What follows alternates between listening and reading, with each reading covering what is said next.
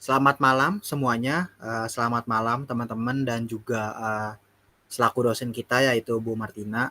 Di sini kita bertiga mau mempresentasikan tugas kita kemarin, tugas besar satu, yaitu karya ilmiah kita yang berjudul uh, Peran Bahasa Indonesia dalam Era Digital. Oke, di sini saya mau share terkait daftar isi kita, yaitu yang pertama ada perkenalan. Sebelum kita mulai presentasi, kita alangkah baik ya perkenalan dulu. Terus yang kedua itu ada pendahuluan. Pendahuluan itu menjelaskan terkait masalah dari karya ilmiah. Yang ketiga pembahasan. Yang keempat itu penutup. Penutup itu kesimpulan dan saran. Uh, kita sebelumnya mau perkenalan dulu. Pertama dari Kak Friska. Ya, perkenalkan nama saya Friska Priyanti, saya dari jurusan akuntansi. Kedua, saya Immanuel dari Sistem Informasi. Dan terakhir saya Ina Fajriati dari Sistem Informasi. Oke, selanjutnya saya mau bahas terkait latar belakang dari karya ilmiah kita. Latar belakangnya itu yaitu bahasa merupakan salah satu aspek yang penting dalam komunikasi. Bahasa Indonesia merupakan salah satu aspek yang penting dalam komunikasi. Bahasa juga menjadi sarana bagi setiap individu untuk dapat mengungkapkan gagasan dan pendapat kepada individu lain. Bahasa Indonesia kini harus mempertahankan eksistensinya di tengah keberadaan bahasa asing yang semakin kuat dalam komunikasi digital. Oleh karena itu, penelitian ini bertujuan untuk mengetahui bagaimana pemanfaatan bahasa Indonesia dalam era komunikasi digital. Dalam era digital ini, teknologi bisa membantu manusia dalam berkolaborasi, berbisnis, dan juga perdebatan sosial dan politik terlepas dari permasalahan bahasa dan keahlian menggunakan komputer. Dengan perkembangan teknologi di bidang informasi yang tidak terbendung, tidak memungkiri konten-konten dan berbagai negara asing masuk Indonesia. Ditakutkan sebab tidak terbendungnya informasi dari luar akan membawa budaya dari luar yang kurang sesuai dengan budaya Indonesia. Dilanjut oleh Rizka. Masuk ke pembahasan, yaitu definisi bahasa Indonesia, yang dimana bahasa berasal dari bahasa Sanskerta, yaitu bahasa yang adalah kapasitas khusus yang ada pada manusia untuk dapat memperoleh serta menggunakan sistem komunikasi yang kompleks. Dalam alih aksara dari bahasa Sanskerta atau Pali, bahasa juga dapat dieja bahasa, atau pasa. Bahasa Indonesia merupakan alat komunikasi yang dipergunakan oleh masyarakat Indonesia untuk keperluan sehari-hari, misalnya belajar, bekerja sama, dan berinteraksi.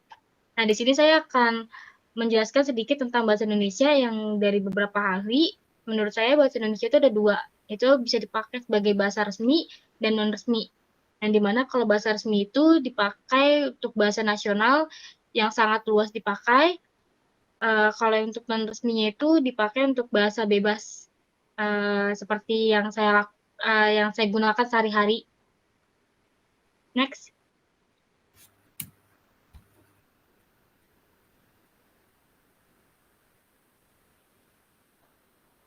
Di sini pembahasan tentang definisi digital atau sistem informasi, yang dimana digital menurut Connolly dan Beck tahun 2015, data merupakan komponen terpenting sebagai penghubung antara mesin atau hardware dan manusia.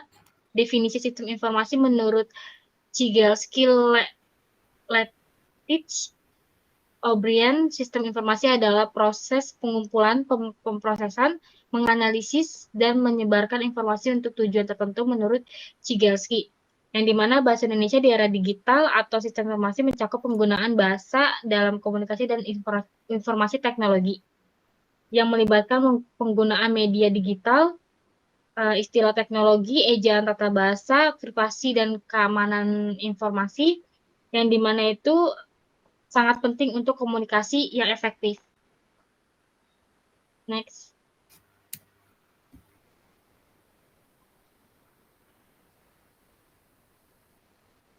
Di sini ada pembahasan tentang perkembangan bahasa Indonesia dari masa lalu hingga masa kini.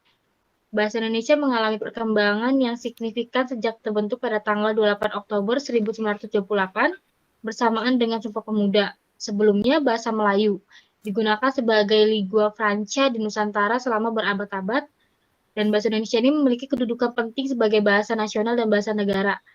Sebagai bahasa nasional digunakan secara luas tanpa persaingan dari bahasa daerah lain, dan sebagai bahasa negara berfungsi sebagai bahasa resmi, pengantar di dunia pendidikan, alat penghubung nasional, dan pengembangan kebudayaan, ilmu pengetahuan, dan teknologi. Perkembangan bahasa Indonesia ini kalau dari masa lalu itu dari akar dari bahasa pribumi yang berpengaruh jadi bahasa Melayu di era kolonial, dan kalau masa kini itu bahasa resmi yang jadi pengantar untuk pendidikan yang dipakai untuk acara-acara resmi dan sangat berpengaruh bagi globalisasi atau media teknologi. Next.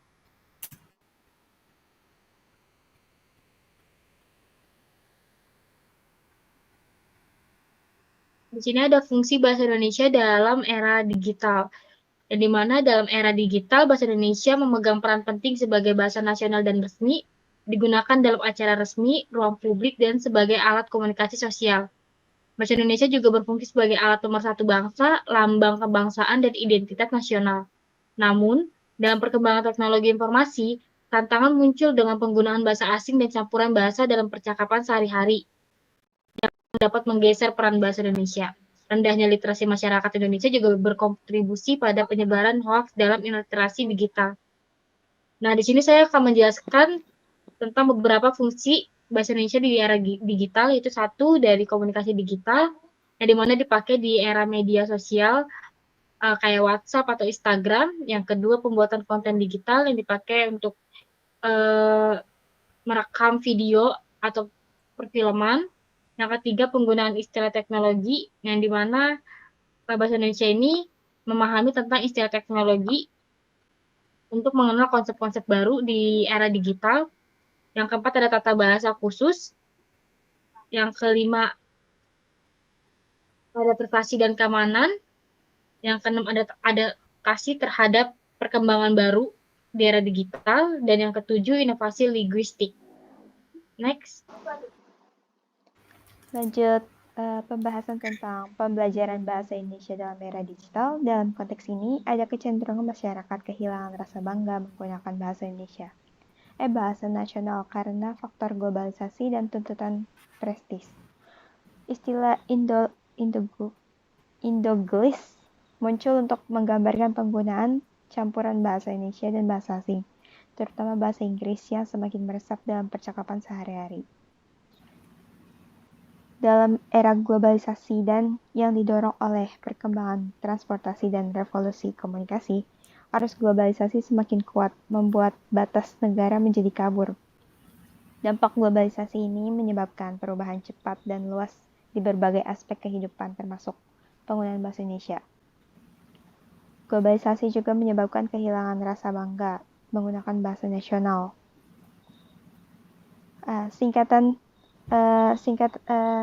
Fenomena ini Indoglis, singkatan dari Indonesian English, yang mencerminkan penggunaan bahasa Indonesia dan bahasa asing dalam berbagai konteks, termasuk judul film, buku, lagu, dan merek produk.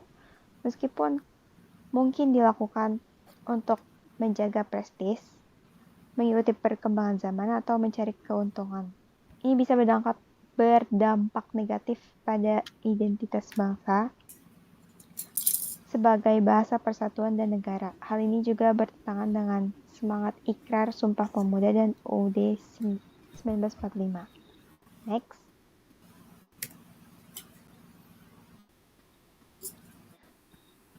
Studi kasus ini membahas perlunya penggunaan diksi sebagai yang sesuai dalam penulisan kalimat, terutama di media sosial seperti Instagram. Penelitian menyoroti penggunaan sarkasme dalam kalimat sebagai bentuk penyimpangan makna pragmatis, terutama melalui unsur kata-kata kasar, umpatan, sindiran, ejekan, serta penggunaan sebutan atau julukan yang tidak menghormati.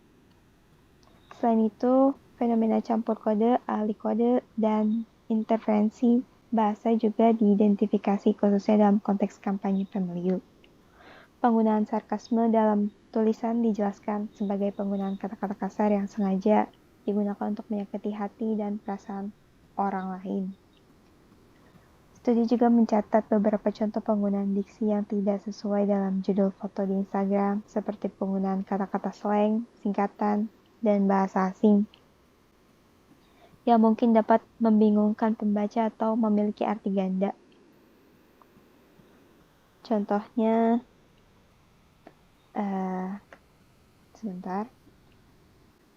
Contoh, misal ada sebuah foto, terus diberi caption atau judul, "Fix ini anak baba."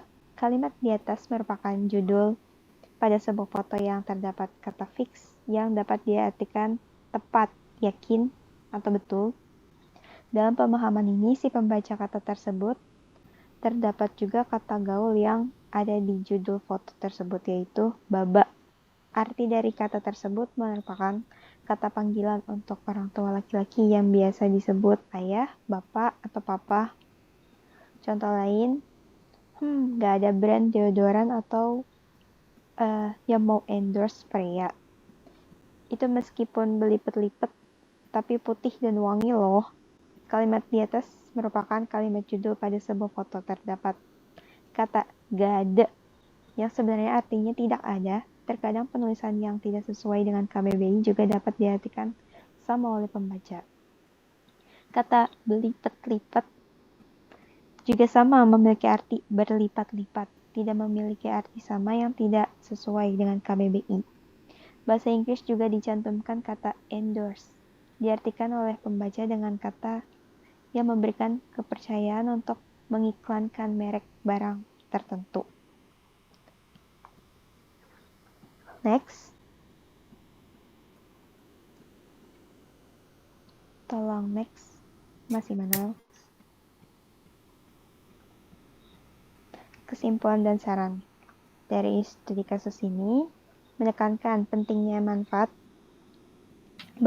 bahasa Indonesia dalam komunikasi digital untuk menjaga identitas bangsa. Bahasa Indonesia sebagai bahasa resmi dan bahasa negara memiliki peran krusial dalam komunikasi resmi, pendidikan, dan perhubungan.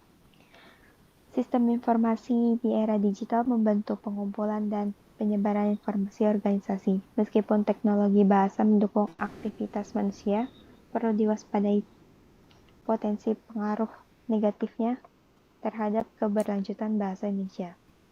Sejarah perkembangan bahasa Indonesia mencakup penggunaan bahasa Melayu sebagai lingua franca di Nusantara. Dalam tantangan globalisasi, konservasi dan perluasan penggunaan bahasa Indonesia menjadi kunci untuk menjaga keberlanjutan dan integritasnya di era digital. Sekian dari saya. Oke. Terima kasih. Terima kasih. Terima kasih.